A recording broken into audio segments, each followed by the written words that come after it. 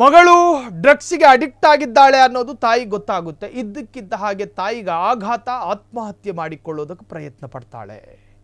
ಮಗಳನ್ನು ಓದಿಸಿ ದೊಡ್ಡವಳನ್ನಾಗಿ ಮಾಡಿ ಒಂದು ಉತ್ತಮ ಸ್ಥಾನಮಾನಕ್ಕೆ ತರಬೇಕು ಅಂತ ಹೇಳಿ ತಂದೆ ತಾಯಂದಿರು ಮಕ್ಕಳನ್ನು ಊಟ ಬಟ್ಟೆಯನ್ನು ಕಟ್ಟಿ ಮಕ್ಕಳನ್ನು ಸಾಕಿರ್ತಾರೆ. ಇನ್ನು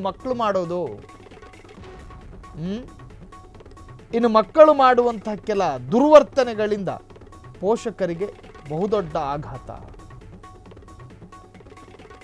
ಆತ್ಮಹತ್ಯೆಗೆ ಪ್ರಯತ್ನಿಸಿದ ತಾಯಿ ಮಗಳು ದಾರಿ ತಪ್ಪಿದ್ದಾಳೆ ಅನ್ನೋದು ಗೊತ್ತಾದ ಕೂಡಲೇ ಸಂಕಟ ತಡೆಯೋದಕ್ಕಾಗಿಲ್ಲ.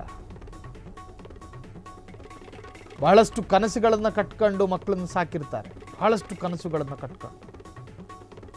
ಆದರೆ ಮಾದಕ ವ್ಯಸನಕ್ಕೆ ಬಲಿಯಾಗುವಂತಹ ವಿದ್ಯಾರ್ಥಿಗಳು, ವಿದ್ಯಾರ್ಥಿನಿಯರು ಇನ್ಸ್ಟಾಗ್ರಾಮ್ ಮೂಲಕ ಪರಿಚಯವಾದ ಅಪರಿಚಿತ ಸ್ನೇಹಿತ ತನ್ನ ಮಗಳಿಗೆ ಡ್ರಗ್ಸ್ ನೀಡುತ್ತಿದ್ದಾನೆ ಎಂಬ ಸಂಗತಿ ಗೊತ್ತಾದ ಕೂಡಲೇ ವಿದ್ಯಾರ್ಥಿನಿಯ ತಾಯಿ ಆಘಾತಕ್ಕೊಳಗಾಗಿದ್ದಾಳೆ. ಮಗಳ ಭವಿಷ್ಯವನ್ನು ಕತ್ತಲೆಗೆ ತಳ್ಳಿದ ಘಟನೆ ತಾಯಿಯನ್ನ ಮನಸ್ಸು ಮುರಿದುಕೊಳ್ಳುವ ಹಂತಕ್ಕೆ ತಳ್ಳಿದೆ. ಮಗಳು ಮಾದಕ ವ್ಯಸನಕ್ಕೆ ಒಳಗಾಗಿದ್ದಾಳೆ ಎಂಬ ವಿಚಾರ ತಿಳಿದ ತಾಯಿ ಆತ್ಮಹತ್ಯೆಗೆ ಯತ್ನಿಸಿದ್ದಾಳೆ ಎಂದು ವರದಿಯಾಗಿದೆ. ಗುಂಟೂರು, ಬಹುಶಃ ಆಂಧ್ರ ಪ್ರದೇಶ ಅನಿಸುತ್ತೆ.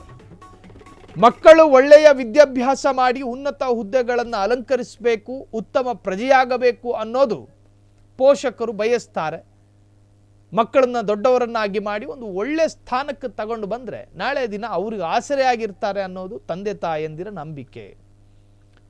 ಆದರೆ ಆ ಮಗಳು ದಾರಿ ತಪ್ಪಿದಾಗ ಆಕೆಯನ್ನು ಸರಿಪಡಿಸಲು ಸಾಧ್ಯವಾಗದ ಘಟ್ಟಕ್ಕೆ ತಂದೆ ತಾಯಂದಿರು ತಲುಪಿರ್ತಾರೆ. ಅಂತಹದ್ದೇ ಘಟನೆ ಆಂಧ್ರ ಪ್ರದೇಶದ ಗುಂಟೂರಿನಲ್ಲಿ ನಡೆದಿದೆ.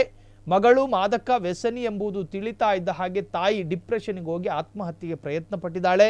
ಇನ್ಸ್ಟಾಗ್ರಾಮ್ನಲ್ಲಿ ಪರಿಚಯವಾದ ವ್ಯಕ್ತಿ ಮಗಳಿಗೆ ಡ್ರಗ್ಸ್ ಕೊಡುತ್ತಿದ್ದ ಎನ್ನುವ ವಿಚಾರ ತಿಳಿಯುತ್ತಿದ್ದಂತೆ ಆ ವಿದ್ಯಾರ್ಥಿನಿಯ ತಾಯಿ ಆಘಾತಕ್ಕೊಳಗಾಗಿದ್ದು, ಅದೇ ಕಾಲೇಜಿನಲ್ಲಿ ಓದುತ್ತಿರುವ ಹಿರಿಯ ವಿದ್ಯಾರ್ಥಿಯೊಬ್ಬ ಇನ್ಸ್ಟಾಗ್ರಾಮ್ ಮೂಲಕ ಪ್ರಥಮ ವರ್ಷದ ಇಂಟರ್ಮೀಡಿಯೇಟ್ ವಿದ್ಯಾರ್ಥಿನಿಯ ಪರಿಚಯವಾಗಿದ್ದ. ಆಕೆ ವಿಶ್ವಾಸ ಗಳಿಸಿದ ನಂತರ 2ನೇ ವರ್ಷದ ವಿದ್ಯಾರ್ಥಿ ಅಪ್ರಾಪ್ತ ವಯಸ್ಕ ಬಾಲಕಿಯನ್ನು ತಾನು ಪ್ರೀತಿಸುತ್ತಿರುವುದಾಗಿ ಮನವೊಲಿಸಿ ಕ್ರಮೇಣ ಮಾದಕ ವ್ಯಸನಿಯನ್ನಾಗಿಸಿದ್ದಾನೆ ಎಂದು ಆರೋಪಿಸಲಾಗಿದೆ. ಕ್ಷಣ ಕ್ಷಣದ ಸುದ್ದಿಗಳಿಗಾಗಿ ಫ್ರೀಡಂ ಟಿವಿ ಸಬ್ಸ್ಕ್ರೈಬ್ ಮಾಡಿ, ಲೈಕ್ ಮಾಡಿ ಹಾಗೂ ಫಾಲೋ ಮಾಡಿ.